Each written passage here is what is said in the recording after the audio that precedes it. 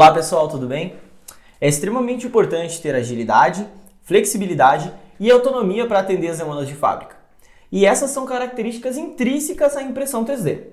Por conta disso, ela já vem sendo amplamente utilizada para esse fim. Entretanto, existem muitas tecnologias que trazem uma grande problemática, alguns desafios, vamos dizer assim, junto com essa facilidade, para atender esse tipo de demanda. Que é precisar de um operador que tem experiência, tem grande expertise para tirar peças com qualidade. Então, pensando nisso, a Markforged desenvolveu o sistema Digital Forge de impressão 3D, onde a gente tem equipamentos industriais, então pensados para chão de fábrica, com software e materiais também industriais, pensados para trabalhar em conjunto com esse equipamento, tendo ótimos resultados sem depender do meu nível de conhecimento do operador, por exemplo. Então hoje a gente vai falar da impressão 3D para usuários iniciantes ou avançados, a robustez da plataforma Digital Forge de impressão 3D. Bom, falando então do início de todo esse processo para a impressão 3D, vamos falar do software. Em muitos casos, muitas vezes, como eu falei antes, a gente precisa regular diversos parâmetros para ter uma qualidade que atenda de fato a minha necessidade da minha fábrica. Então, velocidade de deposição, o tipo de bico que eu estou utilizando, contração do material, enfim, eu tenho que considerar diversas coisas. Temperatura de mesa, isso tudo para tentar tirar o melhor resultado, vamos dizer assim, da nossa peça. Aqui, a gente não precisa trabalhar, aqui nesse sistema, no sistema Digital Forge, a gente não precisa pensar nesses parâmetros, vamos dizer assim, para enviar uma peça para imprimir e ter uma peça com qualidade, Ter um material com qualidade, um material robusto, impresso aí com repetibilidade, por exemplo, também. Então, mesmo que seja eu, um usuário mais experiente, ou uma pessoa que iniciou hoje em fazer a impressão da mesma peça, vai ter a mesma peça, tá? Então eu queria mostrar um pouco para vocês aqui como funciona isso dentro do software, tá? Então aqui a gente tem um ambiente do nosso software, tá? O software dessa plataforma é o Eiger, tá? Ele é um software que é no navegador, que é no Chrome. Então eu consigo acessar ele independente de onde eu esteja, se eu estou usando meu notebook, meu celular, um tablet, um iPad, enfim. E ter acesso a todas as minhas peças, visualizar meu equipamento, todas essas características que são muito importantes para o ambiente industrial. Por exemplo, eu sou um supervisor da fábrica, eu quero entender se meu equipamento está rodando, se eu posso contar com ele em algum momento. Eu quero considerar esse meu equipamento dentro do meu parâmetro de OE, por exemplo. Isso tudo a gente consegue ter dentro desse software, tá? Então, a gente tem aqui a nossa biblioteca, consegue ter acesso às nossas impressoras, aos nossos trabalhos que a gente já imprimiu, por exemplo, ou também ter acesso aí a um dashboard em tempo real em relação a qual material que eu utilizei mais, qual a impressora que eu estou utilizando mais, qual usuário que está utilizando mais impressora, enfim, tá?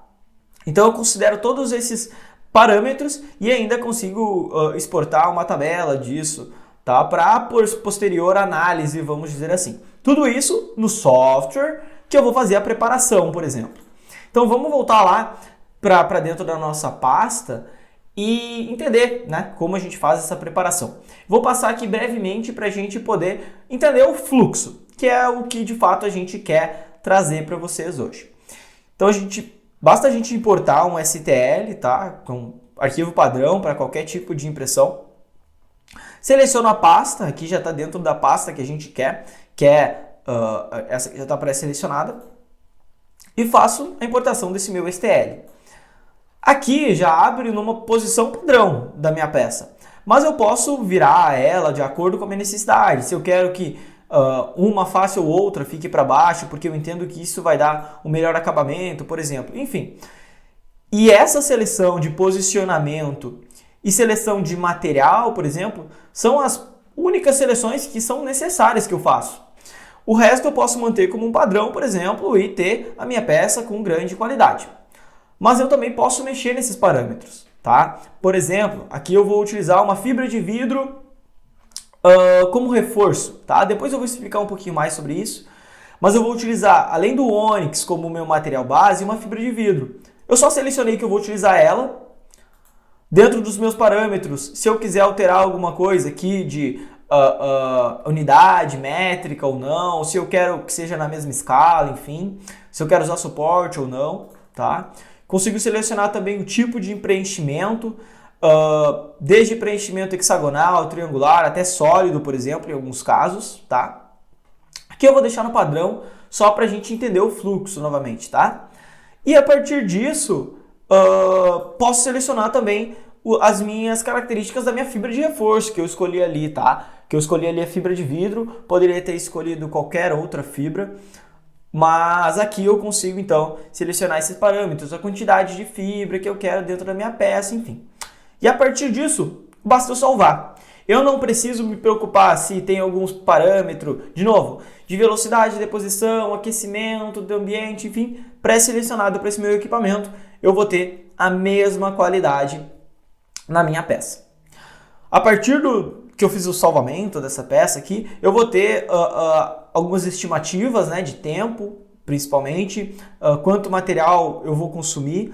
E tanto esse material quanto esse tempo pode alterar de acordo com o tipo de preenchimento que eu usei, a altura de camada que eu usei, ou o material que eu estou utilizando, por exemplo, também, tá? E depois disso, se eu quiser, eu ainda posso ver internamente essa minha peça para ver se tem algum erro, por exemplo, que eu não considerei, se essa peça tem algum furo a mais ou a menos, algum lugar que vai criar suporte e eu não pensei nisso anteriormente, tá? E depois disso, dos meus parâmetros pré-selecionados, eu visualizei aqui e entendi que está tudo correto, olhei todas as camadas uma a uma, por exemplo, que é uma possibilidade, se eu achar pertinente, né? Eu consigo, então, fazer a impressão. Então, é um fluxo muito simples, onde basta eu selecionar o material, posição de peça e consigo imprimir, de novo, com assertividade e imprimir com qualidade, tá bom? Então, isso é basicamente a facilidade que eu tenho em um software que foi pensado para o equipamento. Então, ele já tem pré-estabelecido, pré-selecionado os parâmetros do meu equipamento, os parâmetros de deposição, enfim, em relação também à minha geometria que está sendo impressa. Então, isso traz uma grande vantagem, de novo, porque eu não preciso de um operador selecionando esses parâmetros, mudando em relação ao ambiente externo, né? Se eu estou em um dia mais quente, eu diminuo a temperatura de aquecimento no interior da impressora. Aqui a gente nem tem ambiente aquecido, por exemplo. E esse é um outro ponto que eu queria falar também. Partindo para o equipamento, a gente tem um equipamento extremamente robusto, mas que foi pensado para ser simples. Para ser utilizado no chão de fábrica, ele precisa que seja simples. Precisa que mais de uma pessoa tenha a possibilidade de operar ele com facilidade.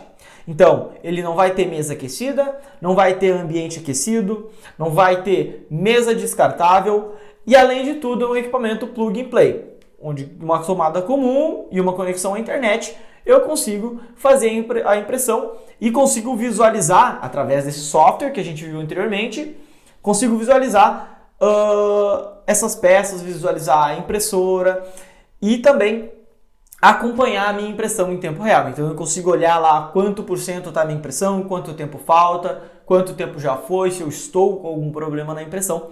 Tudo isso possibilitado por essa comunicação entre o software e a impressora. Além disso, a gente tem uma outra característica muito legal dentro desse sistema, que é o terceiro ponto, que seriam os materiais. Antes, quando a gente fez a nossa seleção dos materiais na hora da impressão, nós selecionamos lá uma fibra, por exemplo. E o que é essa fibra? Essa fibra nada mais é do que um reforço. Funciona como se fosse um esqueleto, uma alma na minha peça. Onde eu troco a fibra, por exemplo, se eu estou usando uma fibra de carbono, uma fibra de vidro ou uma fibra de Kevlar, e a partir da mudança dessas fibras, eu mudo as características mecânicas da minha peça. Se ela vai ter mais resistência à tração, ao impacto, à flexão, por exemplo. Tá? Então essas são características de material que entregam uma grande robustez. Combinados com um material base como o Onyx, que é o material base dessa tecnologia principalmente, tá? A gente consegue ter peças impressas em 3D, com flexibilidade, com liberdade geométrica mais resistente, por exemplo, que um alumínio 6061. Então, eu tenho um software que preparou a minha peça, mandou para minha impressora, e o material que está executando isso é um material que vai me possibilitar utilização na área de qualidade, na área de manutenção, na área de ferramentaria, em muitas demandas que hoje eu faço usinado, por exemplo. Tudo isso com uma conectividade, trabalhando com uma harmonia muito grande, trazendo resultados homogêneos, resultados com repetibilidade, independente de quem está utilizando esse equipamento, quem está utilizando essa impressora. Então, essa é a plataforma Digital Forge, tá? Então, ela é uma plataforma muito simples, muito intuitiva e que pode trazer diversos benefícios se utilizada na engenharia de produto ou, por exemplo, no chão de fábrica. Se você quer saber mais sobre impressão 3D ou onde utilizar ela dentro do seu negócio para ter mais competitividade, entre em contato conosco no e-mail ska@ska.com.br ou visite nosso site www.ska.com.br.